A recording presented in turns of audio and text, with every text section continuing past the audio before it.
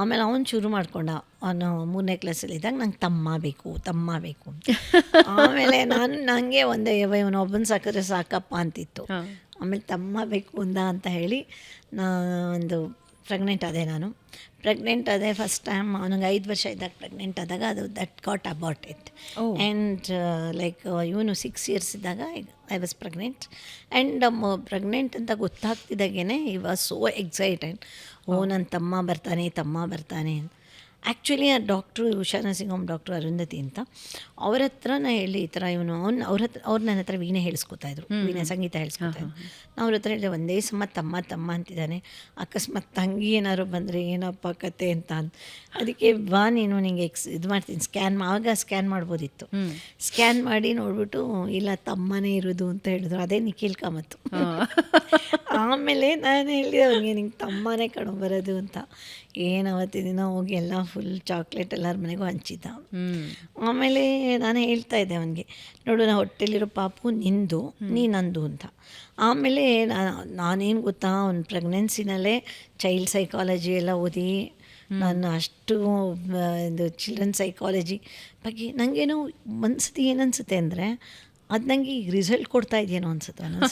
Okay, ಅದು capacity of ಅವ್ರದ್ದು ಆ ಹ್ಯೂಜ್ ಬಿಸ್ನೆಸ್ ರನ್ ಮಾಡೋಕ್ಕೆ ಚೈಲ್ಡ್ಹುಡ್ ತುಂಬ ಇಂಪಾರ್ಟೆಂಟ್ ಏನೋ ಒಂಥರ. ನಾನು ಅವ್ನಿಗೆ ಹೇಳ್ತಾ ಇದ್ದೆ, ನೋಡು ಮಗು ನಿಂದು ನೀನಂದು.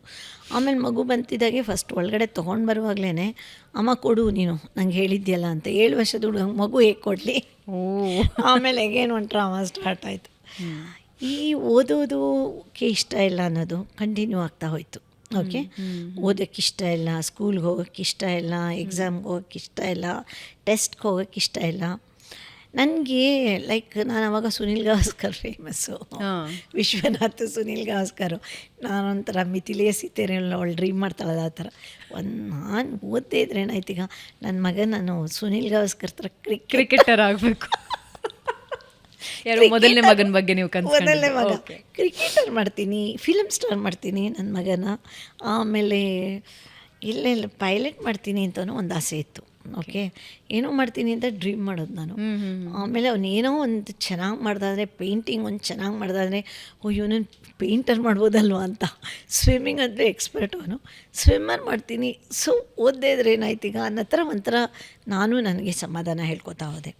ಆಮೇಲೆ ಇಲ್ಲಿ ನಮ್ಮ ಮನೇಲಿ ಎಲ್ಲರೂ ಹೈಲಿ ಕ್ವಾಲಿಫೈಡು, ನಮ್ಮ ಅಕ್ಕನ ಮಕ್ಕಳುಗಳೆಲ್ಲ. ಅದೊಂದು ಜಗ್ಲಿಂಗ್ ಅಲ್ಲ ಮನಸ್ಸಿನ ಒಳಗಡೆ. ಪೋಷಕರಿಗೆ ಮಕ್ಕಳು ಓದೋದ್ರಲ್ಲಿ ಇಂಟ್ರೆಸ್ಟ್ ಇಲ್ಲ, ಎಕ್ಸಾಮ್ಸಲ್ಲಿ ಟೆಸ್ಟಲ್ಲಿ ಇಂಟ್ರೆಸ್ಟ್ ಇಲ್ಲ ಅಂದರೆ ಹೆಂಗೆ ಅನ್ನಿಸ್ತಿತ್ತು ತಾಯಿಯಾಗಿ? ಅಯ್ಯೋ ಮನೇಲೆಲ್ಲ ಕ್ವಾಲಿಫೈಡ್ ಇದ್ದಾರೆ, ಮಗ ನೋಡಿದ್ರೆ ಇಂಟ್ರೆಸ್ಟ್ ತೋರಿಸ್ತಿಲ್ಲ.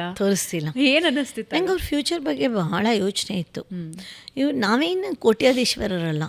ಸೊ ನಮ್ಮ ಮಕ್ಕಳು ಓದಲಿಲ್ಲ ಅಂದರೆ ಬ್ರಾಹ್ಮಣರಿಗೆ ಇನ್ನೇನು ಮಾಡೋದು, ಹೊರಗಡೆ ಹೋಗಿ ಏನೂ ಓದಲೇ ಇಲ್ಲ ಅಂದರೆ ಲೈಕ್ ಹೇಗೆ ಜೀವನ ಮಾಡೋದು ಇವ್ರುಗಳು, ಅದೊಂದು ಆತಂಕ ನಂಗೆ ಕುಟ್ಕೊಳ್ತು.